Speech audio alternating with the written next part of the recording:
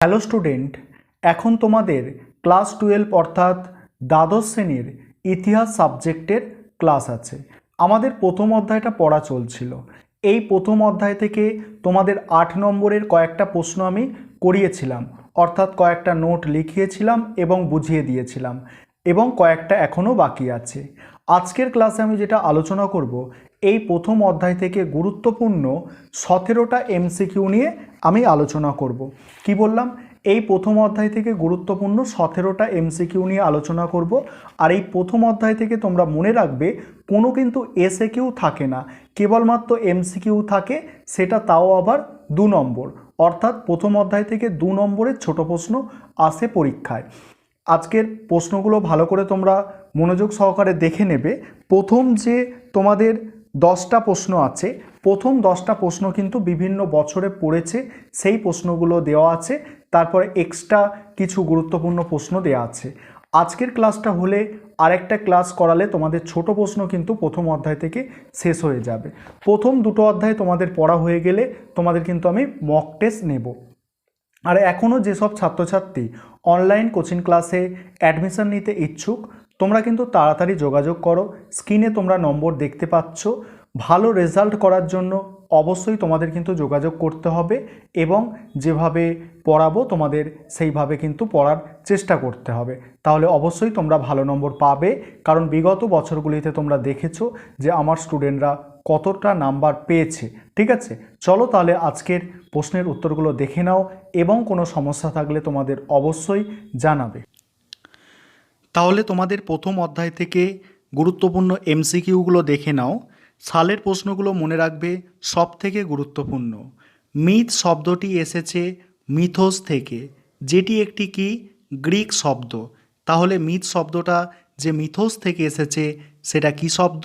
Greek শব্দ। পরের প্রশ্ন, জীবনের জলসাঘর কার আত্মজীবনী? অ্যান্সার হবে মান্না দে। তারপরের প্রশ্ন, একাত্তরের ডায়েরি নামক স্মৃতিকথার রচয়িতা সুফিয়া কামাল। সুফিয়া কামাল হচ্ছে একাত্তরের ডায়েরি নামক স্মৃতিকথার রচয়িতা। পরের প্রশ্ন, মণিকুন্তলা সেন রচিত স্মৃতিকথার নাম? অ্যান্সার হবে সেদিনের কথা। তারপরের প্রশ্ন, আর্লি হিস্ট্রি অফ ইন্ডিয়া গ্রন্থের রচয়িতা?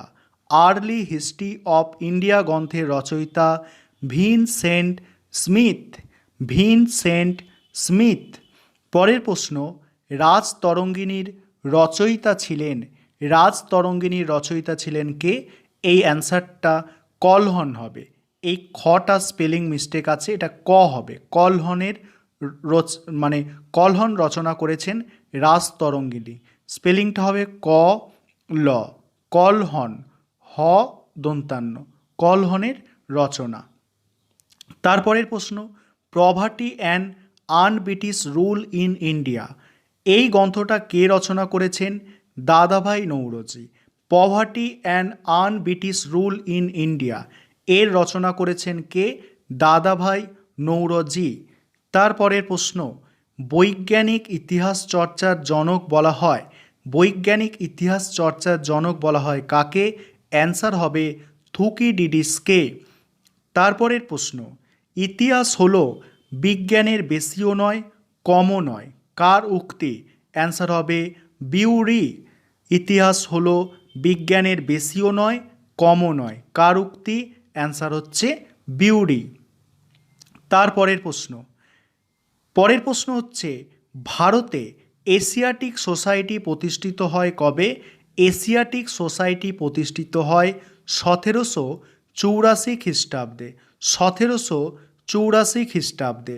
পরের প্রশ্ন, জনশ্রুতির কাহিনীগুলি সংগ্রহে প্রথম উদ্যোগ নেওয়া হয় কোথায়? প্রথম উদ্যোগ নেওয়া হয় জার্মানিতে। হিন্দু ধর্মে দেবী দুর্গা হলেন একজন পৌরাণিক চরিত্র। হিন্দু ধর্মে দেবী দুর্গা হলেন কি একজন পৌরাণিক চরিত্র। তারপরের প্রশ্ন, রূপকথা বা কল্প কাহিনীর দেশ বলা হয় কাকে? চীনকে। রূপকথা বা কল্প কাহিনীর দেশ বলা হয় কাকে? চীনকে। তারপরের প্রশ্ন, পরের প্রশ্ন আছে, পরের প্রশ্ন দেখো, কোন দেশ বলছে কোন দেশে উল্লেখযোগ্য কিংবদন্তি চরিত্র? পমিথিউস কোন দেশের উল্লেখযোগ্য কিংবদন্তি চরিত্র? অ্যান্সার হবে গ্রিসের। পরের প্রশ্ন দেখো, মানুষের জীবন ও কল্পনার সংমিশ্রণে যেসব গল্প গাথা গড়ে উঠেছে তা হলো কি?